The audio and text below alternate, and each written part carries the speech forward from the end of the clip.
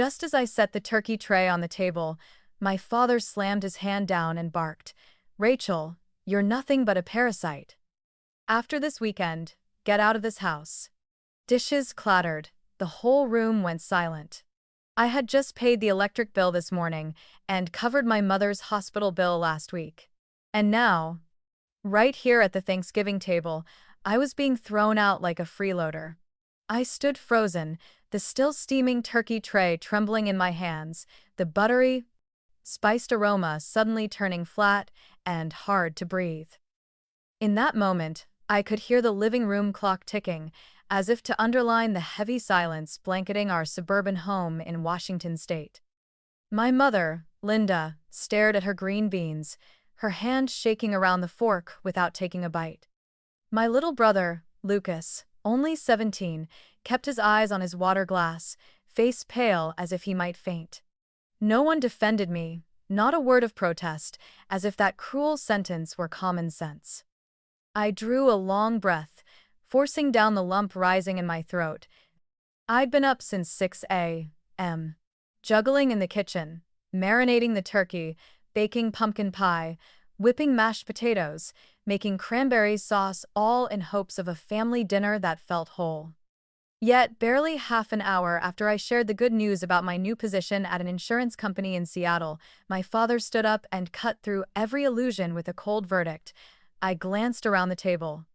Every dish there had been paid for by me. The utilities, the health insurance premiums, even Lucas's small school debt, I covered it all. 3 months ago, when my mother was laid off from the accounting firm and my father picked up only part-time shifts at the hardware store, I quietly took on everything. Each month my paycheck was drained, my savings thinning out. I didn't complain. I thought it was a daughter's duty. And now, I was being dismissed with 2 words, parasite. My father, Frank, sat across from me, eyes blazing, fists clamped around his knife and fork until his knuckles turned white. He waited for me to cry, to kneel, to beg the way I used to back down, just to avoid a fight. Not this time. Something different rose in me, not fear, not weakness, but resolve. I set the turkey tray down, pulled out my chair, and kept eating as if he hadn't spoken. "Did you hear me?" he hissed, furious. I chewed the bite of turkey slowly, the savory flavor gone, but I swallowed anyway. I set my fork down, dabbed my mouth with the napkin, and met his eyes. "I heard you perfectly." The table stayed dead quiet. My mother winced, her lips working but only managing a whisper.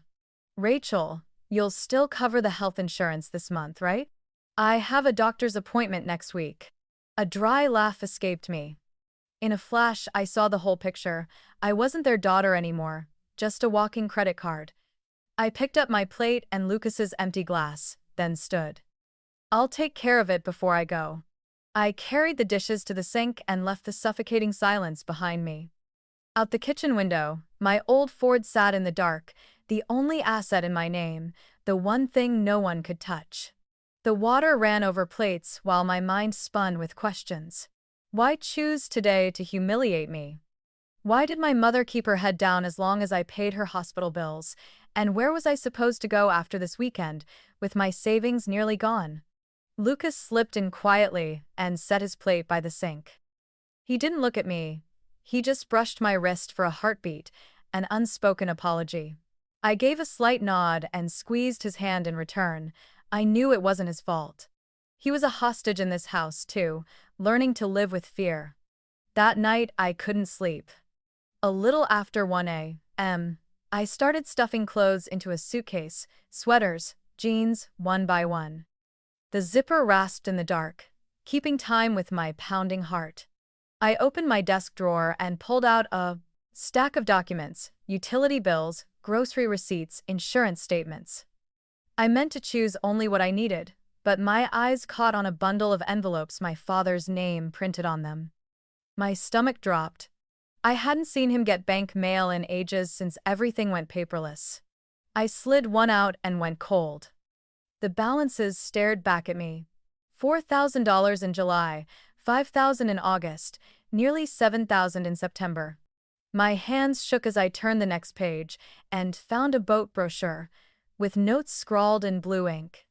Deposit 5,500 delivery after Thanksgiving. A boat. While I was eating instant noodles 3 nights a week to keep up with my mother's hospital bills, he was saving for a pleasure craft. I fell onto the bed, papers scattering around my feet. The pieces snapped into place: his bitterness, my mother's silence, Lucas's averted eyes.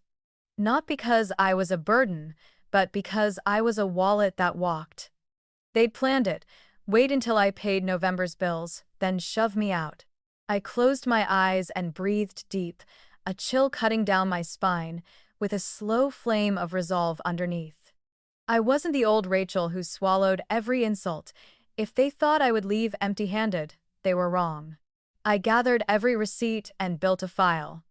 Each page was evidence, each signature a blade severing the lie. Tonight, I saw the truth of the people I called my parents. From this moment on, my life would turn a page, not the role of the used, but the one holding the scales. I sat motionless on the bed, papers strewn like raw shards of truth. The bold numbers on the bank statements glared, reminding me that while I bent under the weight of the bills, my father had been quietly fattening a secret account. I picked up the boat flyer, his blue ink scribble cut like a knife. Deposit 5,500.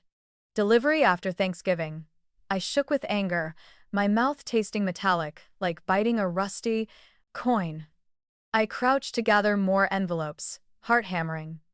The more I read, the more carefully the deception revealed itself.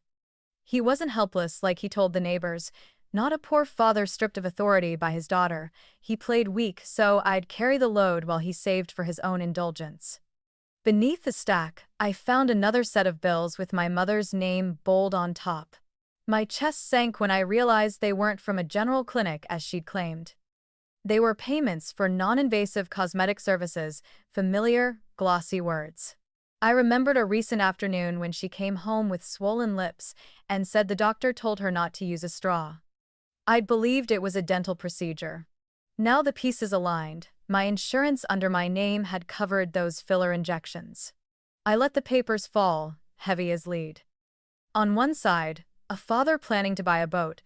On the other, a mother quietly using my insurance for beauty treatments. And me, the one working extra hours, living on canned noodles, emptying my savings to keep the lights on. They called me a parasite, but who was clinging to whom? I looked around my room. The oak desk I'd bought my first year working from home, the bookshelf crammed with college texts, the beige rug I'd saved a month for each, had a receipt, proving it was mine. Yet they dared to say if I took them, I'd be stealing. The unfairness stabbed my chest, a mix of fury and clarity. I knew I had to leave, but not on my knees. I went to the kitchen and opened the fridge, the one I bought when the old one died midsummer. Inside, frozen meals, milk, butter, all paid for by me. I gave a thin, humorless smile. Every corner of this house held my fingerprints, and they were ready to erase me. Back in my room, I slid papers into a thick folder. Every utility bill, every store receipt, every credit card statement, each page a brick in a wall of truth I could raise against their lies. I labeled it boldly, payment evidence. Rachel Morgan. My fingertip lingered on the letters, and a small, steady strength settled in my chest. Outside, the night sky was a sheet of gray, a street lamp painting a narrow ribbon of gold. How long had I refused to look straight at the truth? How long had I told myself my father was struggling, my mother exhausted, that every family stumbles? Those envelopes said otherwise, not a stumble, an intention to use me. I lay back, fatigue wrapping around every muscle. My father's words rang, "You're a parasite." Ironically, that sentence tore open the secret he'd tried to hide. I shut my eyes, breathing deep, and told myself, "Rachel, you won't be a shadow in this house anymore. They chose to see you as a wallet. You'll prove no one steals your labor without a price." I knew the road ahead would be rough: his hatred, her manipulation, and family gossip. But with the curtain ripped down, there was no going back. I would move forward, evidence in hand, and wait for the day I leveled the scales. When the clock struck 2 a.m., I was still awake, listening to wind whistle through the window frame. Beside me, the fattened file lay neat, a reminder that I was ready. Not ready to leave empty-handed, but to leave with the truth. And the truth would be my only weapon, sharp as I needed. A soft knock came near 3 a.m. I jolted up, heart racing, afraid my parents had caught me awake. Then a shaky, familiar voice in the hall eased me. "Rachel, are you still up?" I opened the door. Lucas stood there, thin in an old t-shirt, eyes reddened like he'd cried. He stepped in, closed the door carefully, and stood for a long moment, hands twisting together. He started to speak, swallowed it back, as if an invisible wall pressed against his throat. "What is it, Lucas?" I asked, gently. He looked up, eyes glinting in the desk lamp's dim light. I have to tell you something, I can't keep it in." I pulled out a chair and motioned for him to sit. He drew a breath, hands trembling on his knees. Then he spoke, each word dropping like a stone. "They've been planning this for a while, Rachel. Dad and Mom, they were waiting for you to finish paying the November bills.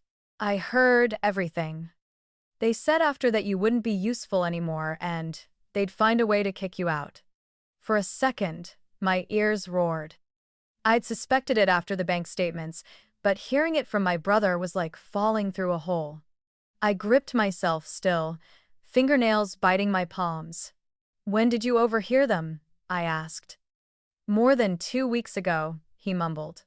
"They were in the kitchen. Dad said, 'Wait till she pays this month, then toss her out.' I can't stand feeling second in my own house."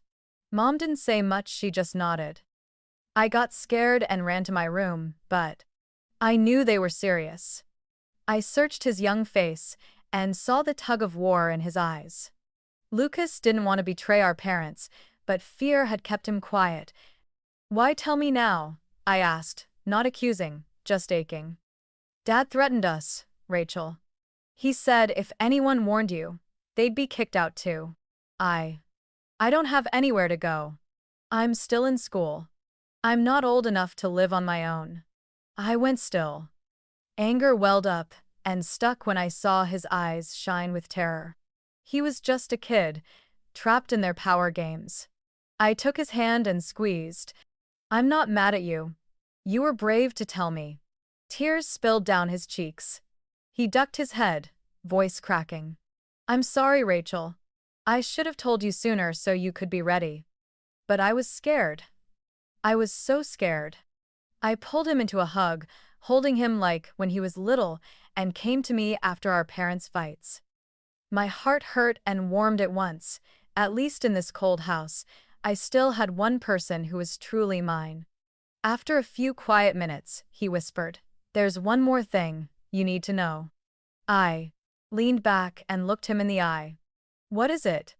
He swallowed hard, voice trailing off. Mom hasn't been going to the doctor.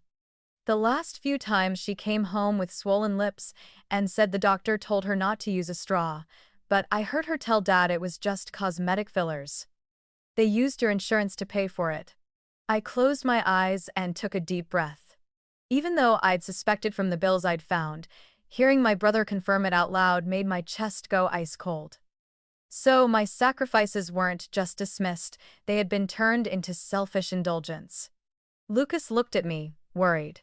What are you going to do now?" I carefully gathered the stack of papers into the folder, my voice firm.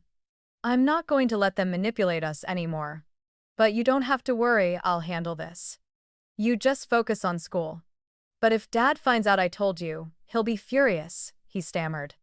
I put my hand on his shoulder, my gaze steady. "If he dares to do anything to you, I will stand up and protect you. You are not alone, Lucas."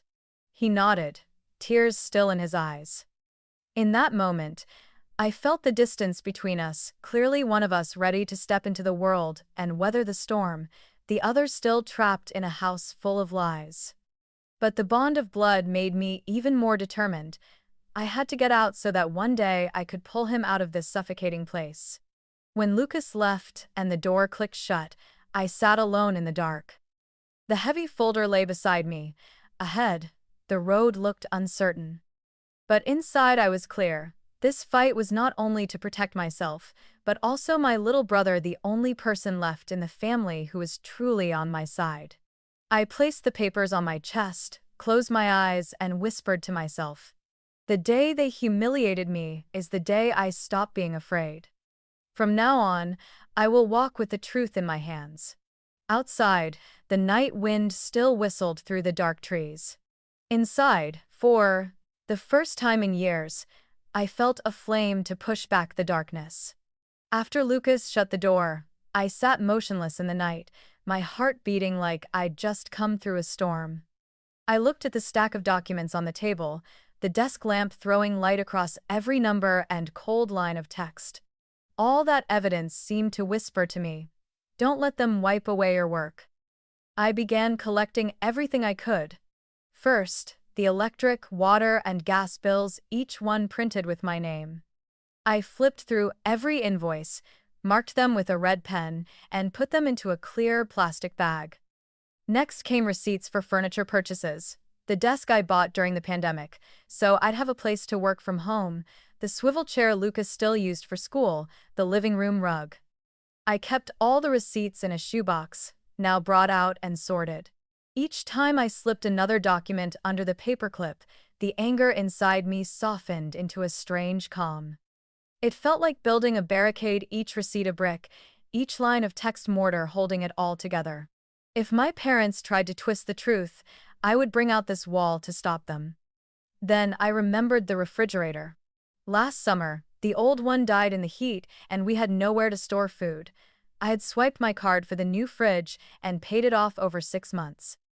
I dug through my bank files and found the final payment receipt and the warranty paperwork. Everything was in my name, no one else's. I smiled, not a happy smile, but one of affirmation. I hadn't imagined it. I had really been holding this household up. I kept going. The laptop for Lucas, I bought it so he could keep up with online classes. I found the Best Buy receipt tucked right after the fridge paperwork, then the invoice for a roof repair last September when heavy rain leaked into the living room. The contractor had called me directly because Dad refused to pay. I'd even saved the emailed invoice as a printout. The pile grew thicker. I put everything into a black binder and labeled it plainly, "Household expenses paid by Rachel Morgan." That tiny label swelled a little pride inside me. They could call me a parasite, but the truth was that I was keeping this house from collapsing. By the time the clock read 4 a.m., I had been up nearly 2 hours, sorting each bill. My back ached, my eyes burned, but my hands didn't stop. I felt like a diligent bookkeeper, only this time I wasn't working for a company. I was accounting for my own life. I opened a new folder and titled it, "Personal Savings Evidence." I printed bank statements, more than $9,000 in the account 3 months ago, now down to less than $800. Each withdrawal matched a bill I'd paid. I underlined the large numbers, as if to say I wasn't only speaking from memory, I had clear proof. Leaning back in the chair, I closed my eyes and pictured Dad standing in front of relatives, spinning a story that I'd abandoned the family. This time, I would not be silent. I was ready to pull the folder out and flip through the pages in front of everyone. They could laugh or blame me, but ink on paper would speak for me. Outside the window, the pale light of dawn crept in. A new day was beginning, but it no longer felt like the mornings before. I was no longer the daughter trapped in an endless duty loop. I had become the keeper of the truth. I packed the files into an old leather bag and zipped it up. Then I slid the bag under the bed, where few would think to look. Just touching it felt like holding an invisible weapon, not a knife, but sheets of paper with the power to tear down any falsehood. When I stood, I caught my reflection in the mirror on the dresser. My face was hollow from lack of sleep, dark circles under my eyes, but my gaze burned with a determination that even surprised me. I touched the glass and whispered, You've had enough, Rachel. From today, you will no longer prove your worth by paying for them. You will prove it with the truth. The small room grew strangely peaceful. Early birds chirped in the distance, mingling with the distant rumble of cars starting up. I sat down, closed the folder once more, and exhaled. For the first time in months, I felt a little safe, if only for a moment. The long night had ended, but the fight was just beginning. And I, with my stack of files, was ready to face whatever came next. On Saturday morning, while I was still sitting in the small room reviewing the evidence folder, my phone started ringing nonstop. The caller ID read, "Aunt Martha, Dad's sister." I hesitated, then answered. Her voice came through sharp from the first sentence. "Rachel, I am really disappointed. How could you, as a daughter, leave your parents in their time of need? What were you thinking?" I gripped the phone, my hand hot. Clearly, Dad had already spun his version of events. I stayed calm. "Aunt Martha, who did you hear that from?" I asked. "Who else but Frank and Linda?" She replied, without hesitation. "They said you packed your things and left in the night, leaving a pile of unpaid bills. Isn't that like forcing your parents out on the street?" I closed my eyes and inhaled deeply to keep my voice steady. "Aunt Martha, I didn't abandon anyone. I started to explain but stopped. I knew whatever I said wouldn't convince her. For them, my parents were always the ones wronged. I was merely the stubborn child."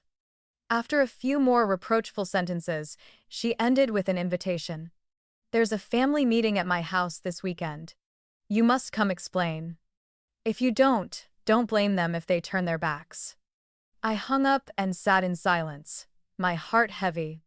I hadn't even left yet, and I was already facing another battle this time, not just with my parents, but with the whole extended family. That afternoon, messages came from cousins with the same tone, accusing me of being unfilial, leaving the home when the family needed me most. One even sneered, "Now that you've been promoted, you think you're too rich to respect your parents." I bit my lip. Each line felt like a pinprick. I opened my laptop and pulled the folder back up. Each invoice, each receipt glowed on the screen, reminding me to trust the truth. If I faltered, they would easily drown me in accusations. Night fell, and I sat at the kitchen table, papers spread under the warm light. Emily, my roommate and close friend, came over and set a steaming cup of tea in front of me. "More trouble, Rachel?" she asked. I summarized quickly. Emily frowned, eyes sharp. "They're playing preemptive strike. They want to paint you as the traitor before you can explain. But you have the evidence, don't forget that." I nodded, feeling a little lighter. Indeed, I wasn't alone this time. I had the folder, a trusted friend, and above all, the truth. The family meeting arrived sooner than I expected. I went to Aunt Martha's with the binder in hand, walking slowly, my heart pounding. When I stepped into the living room, every eye turned to me, not welcoming, but suspicious. Aunt Martha sat in the center chair, arms folded, voice heavy. "Rachel, the family wants to hear you explain. Why did you leave your parents in debt?" I lifted my chin and answered calmly, "I didn't abandon anyone. In fact, for the past 6 months, I've paid for everything in that house: electricity, water, insurance, groceries, even Lucas's schooling. It was all paid by me." A murmuring rustle spread, a few heads shook in disbelief. I opened my bag, laid the folder on the shiny wooden table. The sound of paper hitting wood rang out like a bell, cutting through the heavy air. "This is the electric bill in my name. This is the receipt for the fridge, the computer for Lucas, even the roof repair. Each item has signatures and credit card statements. I'm not making this up." The room fell, silent. A few faces shifted from doubt to unease. But Aunt Martha remained stern. "Even so, you shouldn't have left. Family isn't a company to tally every dollar." I took a deep breath and spoke slowly. "Family shouldn't turn a child into a walking wallet." I left because I was called a parasite at the Thanksgiving table after carrying all those costs. I had no other choice. A male cousin started to cut in, but then quietly sat down when I put another stack of bills on the table. The evidence was as sharp as needles piercing the veil of lies. No one said anything else. The room went silent, broken only by the rustle of pages and heavy sighs. I gathered the documents, my voice steady. I didn't come here to beg. I just want to say this once, clearly, the truth is right here, look if you want. If you'd rather believe made-up stories, that's your choice. I stood, picked up the folder, and turned for the door. Behind me, the murmurs faded, but no one had the courage to stop me. Stepping out of that house, the cold wind whipped my face, but my chest felt lighter. I knew the fight would be long, yet this opening blow from the relatives only made me tougher. On the drive back, I gripped the wheel and whispered to myself, they can spin as many stories as they want. As long as I have the truth, I will never go down. After returning from the family meeting, I sat for hours in Emily's small apartment. My whole body felt drained, but my mind had never been clearer. I realized that if I didn't act decisively, my parents would keep finding ways to bind me to the burden they created. I had to get out, completely, leaving no loopholes. I started with the most important thing, the bank. First thing the next morning, I went to a local credit union branch. No more shared accounts, no more letting anyone know my login info. I opened a brand new account in my name only, with a complex password and extra security layers. When the clerk handed me the confirmation, my hands trembled not from fear, but from the feeling of breathing freely for the first time. Back home, I sat at my laptop and removed my name from one service after another. Electric, water, gas, internet. I called each customer line and asked to delete my personal info from any joint accounts. One rep even asked, "Are you sure you want to give up access? You won't be able to restore it later." I answered simply, "I'm sure." Each clack of keys on the other end felt like an invisible cord being cut. Next were the credit cards. I canceled every old card my parents knew about, then applied for a new one, with statements sent to Emily's apartment. I also set up fraud alerts so the bank would notify me immediately if anyone tried to get in. Small steps, but together they formed a sturdy wall keeping them from touching my last dollar. That evening, Emily and I sat in the kitchen, the light pooling over hot tea. She looked at me and asked softly, "How does it feel?" I gave a thin smile, part relief, part bitterness. Like I just took off a shackle, but there's still a groove around my ankle. Emily squeezed my hand. "What matters is you walked out. From now on, they can't exploit your work anymore." Her words made my eyes sting. Maybe all this time I just needed someone to confirm I wasn't crazy, that what I'd been through really was unfair. The next day, I called the health insurance company. After verification, the agent confirmed my mother had indeed used my insurance card for cosmetic procedures. I asked them to lock the profile, add a private password, and note the abuse. When I hung up, I sighed, but I also felt lighter. At least they couldn't keep using my name to gloss over their vanity. Lucas texted that evening. "Dad just blew up when he found out the electric account no longer has your name on it. He says he'll call the bank to complain." I replied briefly, "Don't worry. Everything's under my new accounts now. They have no rights anymore." He sent back a fist bump, emoji small but full of trust. In the days that followed, I kept combing through everything. Cell service, cable package, even online shopping accounts. I changed passwords on each one, and even created a new email address just for financial transactions. Every step was slow and meticulous, like patching holes in an old, leaky boat. Sometimes I sat for hours staring at the screen, eyes aching, but when I saw the list of accounts gradually marked secure, I found new strength. I realized I hadn't just been financially exploited. I'd been trapped in a psychological snare, the fear that if I stopped, the whole family would collapse. Now the truth was plain: they were still living, still scheming, They were just missing a walking wallet. One afternoon, Emily and I went to a neighborhood cafe. Sitting by the window with sunlight slanting across a quiet street, I laid out my plan: save bit by bit, find a small apartment, rebuild from scratch. Emily nodded with an encouraging smile. "You're not alone. We've got you." That simple promise warmed my heart. While my parents were plotting to push me out, my friends were opening their arms. I understood that to live honestly, I had to cut the financial ties. That night, alone, I opened the folder again. As my fingers moved across each page, they no longer felt like a burden but like a shield. I whispered to myself, "Rachel, you've stepped out of the trap. No matter how many challenges lie ahead, from now on every dollar you earn will belong to you." I closed the folder, set it neatly in the drawer, and looked around the small room. It was only a temporary place, but to me it meant something special, a new beginning. I lay down, listening to the street noise thin out, calmer than I'd been in a long time. For the first time in months, I fell asleep without dreading a fresh bill dropping on my head in the morning. I thought that after pulling myself out of all the joint accounts and cutting those invisible ties, Dad would let go. I was wrong. His anger didn't stop at harsh calls or threatening texts. That Friday night, just as I was getting ready for bed, Emily's apartment shook with heavy pounding. "Rachel, open the door now." Dad's voice boomed, mixed with the thudding fists on the wooden door. I jolted, my heart leaping. Emily ran out of her bedroom, eyes wide with fear.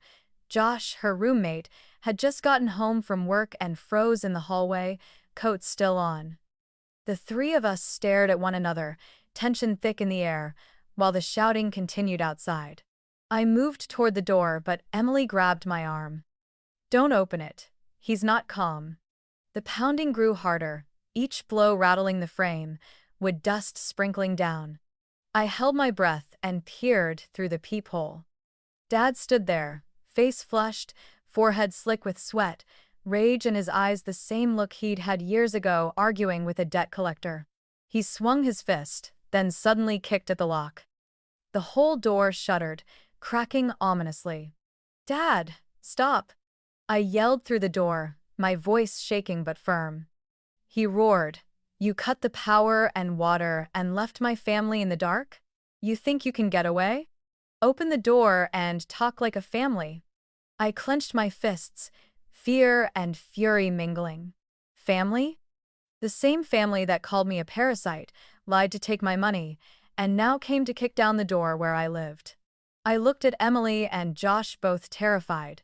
I couldn't let them be endangered by this rage. I pulled out my phone and dialed 911. My voice was low but clear. "My father is trying to break down our apartment door. He's threatening us and won't leave. Please send officers." While I spoke, Dad kept slamming the door. Neighbors peered out, a few whispered to each other. An elderly woman across the hall, Mrs. Perkins, who often brought cookies to Emily, called out. In a trembling but firm voice, "I've called building security. You need to stop, Mr. Mitchell." Dad snapped around and barked, "None of your business. This is a family matter." Just then, heavy footsteps pounded down the hallway. Building security arrived, followed by two officers in dark blue uniforms. Red lights flickered outside the window. Patrol cars had pulled up. "Sir, step away from the door now," one officer shouted. Dad backed up a step but kept raging. "I have rights. This is my daughter. She abandoned us, shut off all the accounts, and ruined my family. I just want to talk." An officer moved closer, voice hard. "You don't have the right to damage property or disturb the peace. You kicked the door. We have witnesses." I stood behind the door, listening, hands still shaking. Emily squeezed my shoulder. "It's okay. They're here." Through the peephole, I watched Dad protest, then the officers close in and cuff him. The cold click of metal echoed in the quiet hall. He screamed, "She's the one destroying this family." "She is." No one answered. A moment later came a gentle knock. I cracked the door just enough to see a young officer, nameplate bright, Rodriguez. He gave me a reassuring nod. Miss Rachel Morgan? Your father has been taken away to prevent escalation.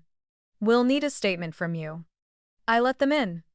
In the small apartment, I told everything from being called a parasite at Thanksgiving, to paying every bill, to removing my name from accounts and Dad showing up to cause trouble. I handed over copies of statements and neatly arranged receipts. Officer Rodriguez flipped through, nodding, his expression shifting from stern to thoughtful. Would you like to apply for a restraining order? He asked. I clenched my hands and drew in a deep breath. In my mind, I saw Dad's contorted face, his kick at the door, those enraged eyes. Yes, I said. I need to be safe. After they left, the apartment fell quiet. I sank onto the sofa, weak all over, but feeling a weight lift. I had done what I never dared before, said no to intimidation. Emily pressed a warm glass of water into my hands. You've come a long way, Rachel. Remember, you're not alone. I smiled, eyes wet. Outside, the sirens faded, giving way to the calm of night. Inside me, a storm had passed, leaving ground for new resolve. I knew the road wasn't over, worse tests might be coming, but tonight, at least, I had held my door. After the night the police took my father away, I thought the turmoil would quiet down, but only a few days later, while I was organizing papers in the drawer, my phone buzzed with a message from Lucas. He typed in a rush, "Sis, Mom took your laptop and camera." I heard her say she's bringing them to the pawn shop on 7th Street. I went numb. Those two things weren't just expensive. The laptop held all my work data, the long-term plan I'd poured years into. The camera was the keepsake I'd bought for myself after landing my first contract. I could hardly believe they'd go that far. Emily saw my face change and asked immediately, "What happened?" I choked out the story, my voice hoarse. She put a hand on my shoulder. "We have to call the police right now. Do you still have the receipts?" I nodded. The habit of saving receipts, once something I thought made me look obsessive, had become the key to proving ownership. That evening I called Officer Williams, the female officer who had come when Dad was arrested. Within minutes, she arrived with a slim folder. I handed over the purchase receipts and carefully kept serial numbers. Williams reviewed each page and nodded. "Enough to open a case. If your brother's right, we'll go check the shop." While we waited, I couldn't sit still. Anger and bitterness churned through me. I remembered months of scraping to pay every bill, cutting corners even on meals. And yet they hadn't hesitated to take what I'd earned with my own sweat. The next day, Williams called back. "Good news, Rachel. The shop confirmed they accepted a laptop and camera matching the serial numbers. They're in storage and haven't been sold. You can reclaim them within 24 hours. I nearly cried with relief. But it faded quickly. Getting them back meant filing proof and waiting out a long procedure. That afternoon, Emily and I went to the pawn shop. The sign was worn, neon flickering, the air tinged with metal and sweat. The owner, a middle-aged man with a scruffy beard, eyed me warily. When I presented the paperwork, he shrugged. "Your mother brought these in, said they were family property.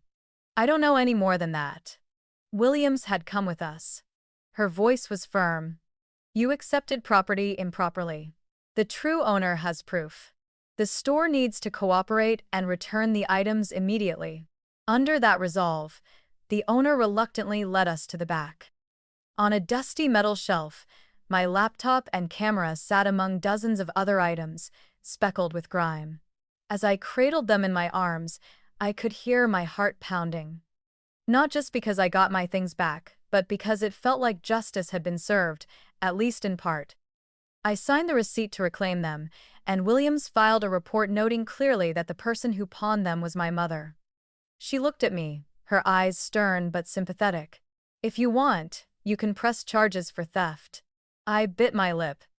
In my mind, I saw my mother, the one who taught me to write my first letters, now brazenly taking her daughter's property. That kind of pain is hard to name. I said slowly, "Open the case. I can't let this happen again." That night, When I set the laptop back on the desk, I ran my hand over its shell, a sorrow I couldn't quite describe rising in me. I never imagined there would come a day I'd have to protect every possession from the very people who brought me into the world. Emily quietly poured me a cup of tea, her voice gentle. You did the right thing. Being family doesn't mean they get to do the wrong thing. Lucas texted again. Sis, they're furious. They said they'll never forgive you for calling the cops. But don't worry about me, I'm okay. I won't take their side. I read that message over and over, my heart aching with tenderness and pity for a kid far too young to be living in such a suffocating atmosphere. The next morning, I went to the station to sign more paperwork. Williams laid it out clearly. From now on, keep every piece of evidence. Texts, emails, even threats. It all has legal value. I nodded and took careful notes. On the way home, the winter wind slapped my face ice cold, but I felt steadier inside. I understood that to truly break free of that whirlpool, I had to stay firm to the end. This blatant theft was only one piece of the scheme my parents had set up, but it also became undeniable proof that they were willing to push me to the bottom to satisfy their own interests. When night fell, I sat at the table under warm yellow light, pages of notes spread out. The laptop screen glowed with a new spreadsheet, every expense, every bill, every receipt now with a new column, misappropriated. Looking at that column of numbers, I could see the path I was on. From someone dismissed and belittled to someone standing up to defend herself. I leaned back, closed my eyes, and drew a long breath. In the still dark, I heard my heartbeat, steadier and stronger than in days past. I told myself, they can take things from me, but they can't take my will. Starting today, I won't back down again. After that brazen theft was exposed, I thought my parents would lie low for a while, at least to avoid legal heat. But only a few days later, I got a call from an unknown number. When I picked up, my mother's voice came on unnaturally gentle. Rachel, I want to talk. Not to fight, just a deal, so we can smooth things over. I stayed silent for a moment, a prickle of caution rising. For years I'd known her way of baiting with sweet words that always hid a trap behind them. We have nothing left to discuss, I answered flatly. She sighed. You might think that, but the police have a file now. If you insist on pressing charges, the whole family will find out. Our reputation will collapse. Your father, he won't be able to take it. Think about it, Rachel. We can negotiate. I heard every word. This wasn't pleading, it was cold calculation. She knew she was in a weak position, but instead of remorse, she wanted to bargain. What kind of negotiation? I asked, half curious, half wanting to hear the full measure of her brazenness. She answered immediately, you withdraw the complaint. In return, we'll let you leave the family with full control, no more demands. We'll consider it all settled. I gave a dry laugh. All this time, I'd already separated my finances and rebuilt step by step. Now they pretended to grant me a favor as if giving me permission to slip the very chains they forged. I don't need your permission for anything, I said, calm but firm. I want the truth on record. Whatever comes of it is on you. Silence hung on the line for a long moment, then my mother's voice hardened. Do you think the police really care? At most, it's a citation. But your reputation, your job, what happens when people find out you're suing your own parents? How will outsiders see you? The old psychological tactic, aiming at fear of public judgment. But this time I didn't waver. I'd lost too much to keep quiet. Now the truth was the only shield I had. People will talk for a few days, then they'll forget, I replied. If I accept silence, I'll live the rest of my life tormented. No, Mom, your deal isn't worth it. She exhaled sharply, but tried once more. At least meet face to face. Talk it through. Our family's attorney will be there. We'll figure out a way. I knew this was their next step, a staged meeting to apply group pressure and force me into a weaker position. But I also knew that if I refused outright, they'd spread lies and smear me among the relatives. I needed to see the trap with my own eyes and gather more evidence. Fine, I said coolly. But I'm bringing my attorney, and everything will be documented. The meeting was set at a small office belonging to the lawyer they'd hired. When I walked into the stuffy room with a long wood table and worn leather chairs, I saw my parents opposite me, masking tension with stiff smiles. Their attorney, a middle-aged man with thick glasses, nodded and opened in a conciliatory tone. "We're here to find a solution. Family comes first. I believe we can wrap this up as long as both sides give a little." I placed my folder on the table, thick with receipts, statements, and the police report. My attorney sat beside me and gave me a steady nod. My father cleared his throat, then raised his voice. "Rachel, we were wrong to rely on you too much, but lawsuits won't solve anything. You're cutting the blood tie. Do you want to see your parents in jail?" I met his eyes without blinking. "I want the truth. The consequences are the result of your choices." Their lawyer cut in. "If Rachel withdraws the complaint, the family will promise not to ask her for any more expenses. In return, we'll treat the laptop and camera incident as a misunderstanding. All filings will stop here." Hearing that made my skin crawl. This so-called deal was just a way to wipe their wrongdoing clean and turn it into something trivial. I answered plainly. "No. This wasn't a misunderstanding. It was theft. And I won't let anyone deny that." The room sank into a heavy quiet. My father slammed the table. "Do you really want to destroy this family?" I replied, my voice even but razor-sharp. "This family destroyed itself long ago when it turned me into a walking wallet. Today, I'm protecting the truth." My attorney kept taking notes, focused. I knew every word and reaction would become part of the record. Finally, when they saw I wouldn't budge, their lawyer leaned back with a sigh. "In that case, we'll let the law decide." I gathered my papers and stood. Before I left, I made it clear, I'm no longer a pawn in your game. From now on, every move is mine. Stepping outside, the noon sun hit my eyes harsh, but clarifying. The road ahead might be rough, but at least I wouldn't be dragged back by their calculated deals. That morning I stood in front of the house I'd lived in for more than 20 years, feeling both strange and stabbed with hurt. The brown wooden door with peeling paint, the cracked steps were all still there, but the place I'd called home had become the scene of a legal confrontation. The police and my attorney were with me, neighbors' eyes turned our way. I drew a deep breath and reminded myself I wasn't coming back as a child begging for love, but as someone claiming justice. Officer Williams gave a nod, and we went in. My mother opened the door, a mix of scowl and confusion on her face. Behind her, my father sat hulking in the living room, eyes full of challenge. On the table lay a stack of papers they called evidence against me. The air was so thick you could slice it. "We have a court order," my attorney said, holding out the document.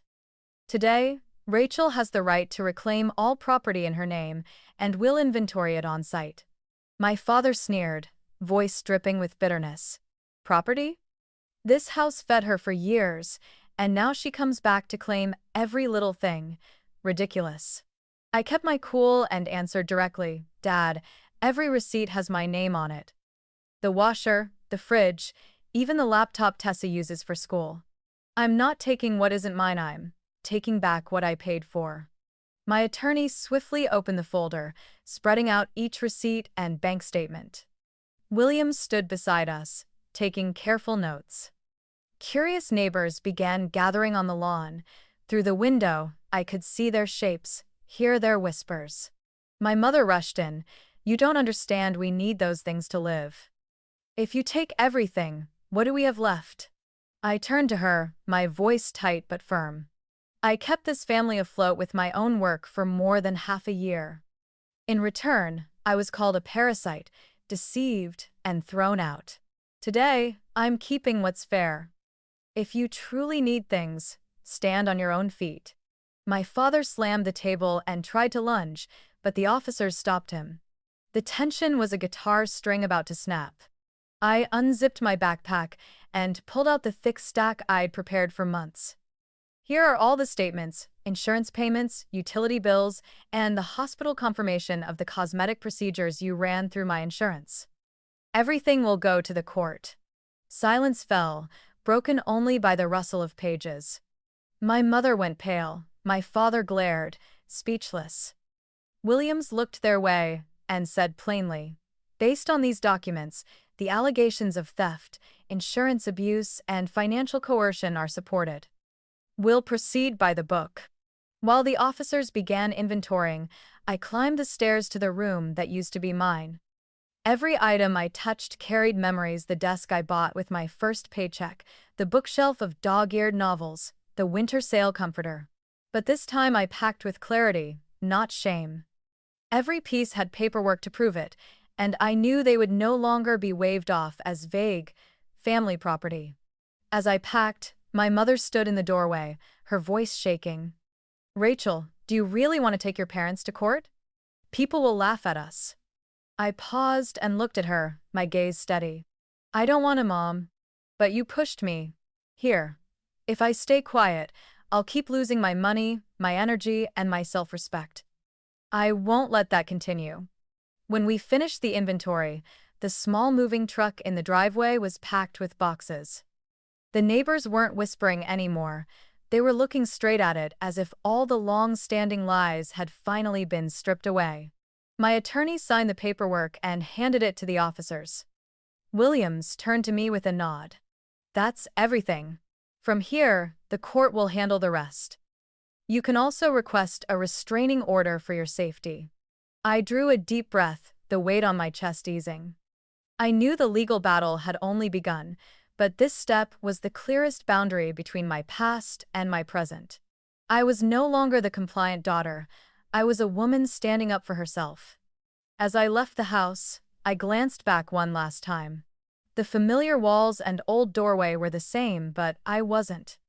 In the afternoon sun, my shadows stretched across the path, steady now, no longer trembling at threats.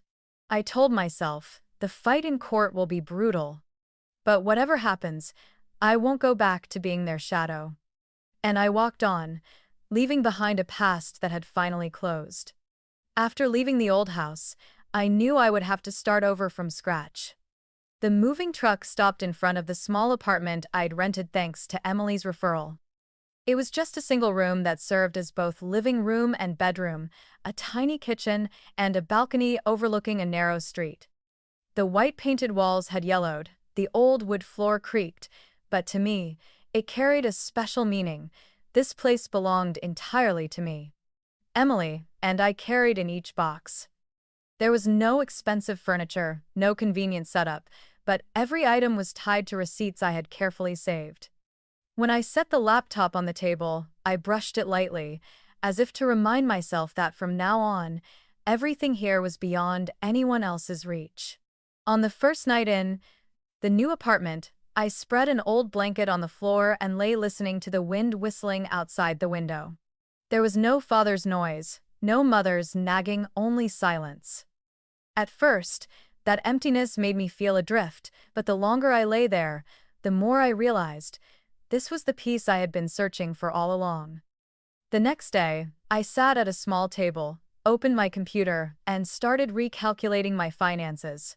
The money in my account wasn't much, just enough to cover a few months' rent and basic living expenses. I wrote down each line: electricity, water, internet, groceries, a small savings amount. Everything was neatly organized in a spreadsheet. Looking at the numbers, I could see clearly that I was truly living for myself, no longer patching things together for others.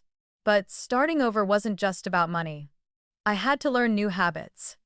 In the morning, I made my own coffee and ate simple toast instead of rushing off to work under stress. In the evening, I spent an hour reading, reminding myself that the soul also needs nourishment. Those small acts helped me gradually find my balance again. One afternoon, Lucas called. His voice trembled. "Are you okay, sis? Over here, Mom and Dad are furious, but don't worry about me. I know I need to keep my distance." I listened, feeling both love and ache. My little brother was still trapped in that whirlpool while I had stepped out. All I could tell him was, "Lucas, focus on your studies. Don't let them drag you into this. Whenever you need me, I'm here." After the call, I sat by the window in a daze. I understood that rebuilding a life wasn't just about putting up a new roof, but also about protecting the people I love from the old vortex, and that required even more resolve from me. In the weeks that followed, I focused on finding more work. I sent out resumes to several companies and also took on small consulting projects. Every reply email, every interview, made my heart race but also filled me with hope. A startup in Seattle invited me for an in-person interview.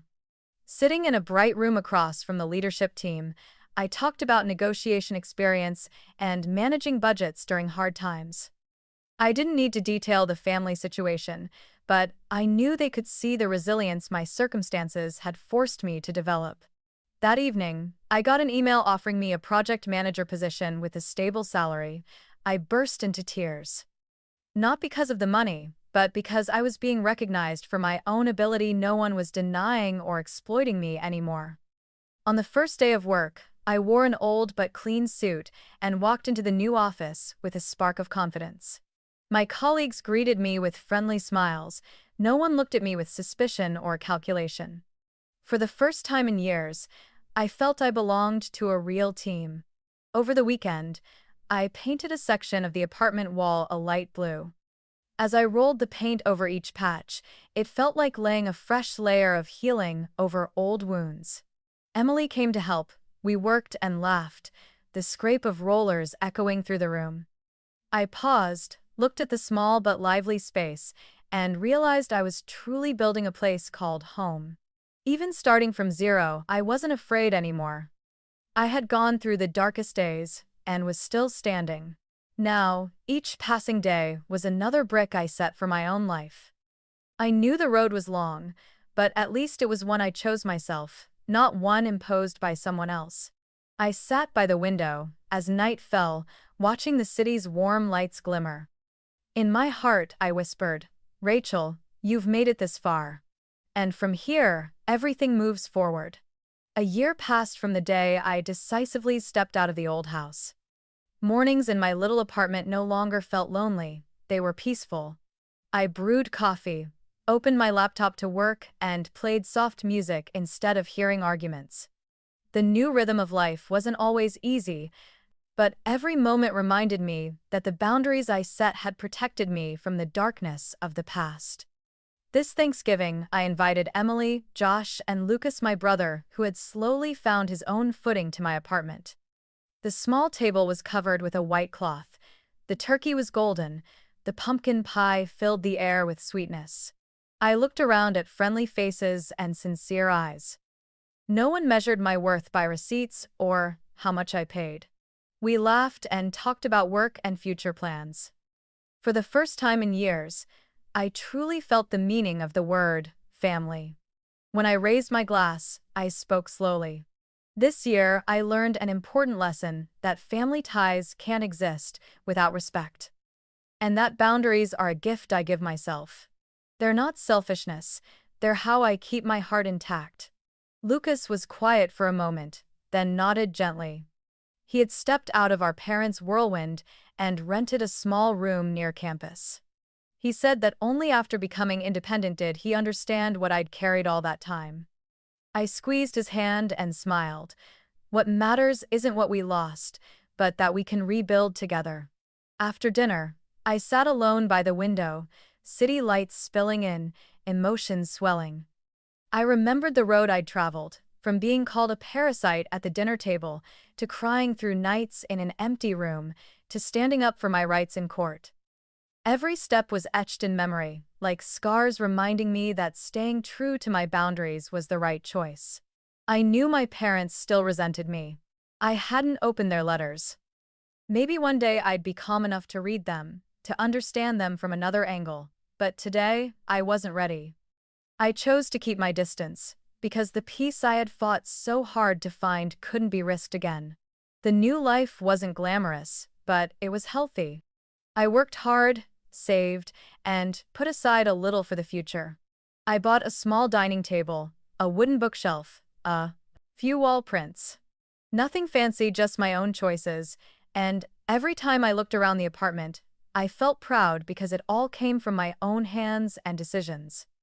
Tonight, as I write these lines, I want to leave a message for anyone who's ever felt trapped in toxic family ties.